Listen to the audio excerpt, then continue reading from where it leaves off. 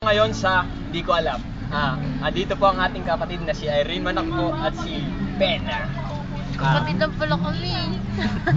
Pena, kung sakaling liligaw mo sa Irene, ano masasabi mo naman kay Irene? Ano ang mga bagay na nagugustuhan mo sa ating kapatid? Siyempre, maganda siya.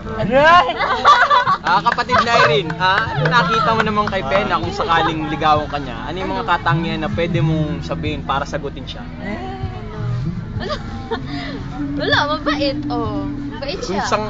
Masabi natin na meron bang may points na ba o may dating nito ng ating kapatid na si Pena? Oo naman. So, Oo daw, Pena. Oo naman.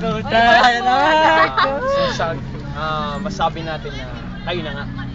Hinak ng potang bilis. Di, bagay nga pre, di ba? Bagay, di ba? Sinabi ng mga klase natin, di ba? Anong masabi mo, Pena? Irene naman siya, Irene. Ano? Ang krukit daw, parang teddy bear naman kukuha. Ikaw, Irene, ano masabi mo? Yun na yun. Yun na yun. Pero, may pag-asa man. Sa 10, ilang points? 10 points. Hindi nga, yung seryoso. 10 points nga. 10 points, ibig sabihin, may malakas talaga yung dating. Isang kiss naman dyan. Isang kiss naman dyan. Isang kiss naman. Kahit sa ano lang, kahit sa kiss. Okay na?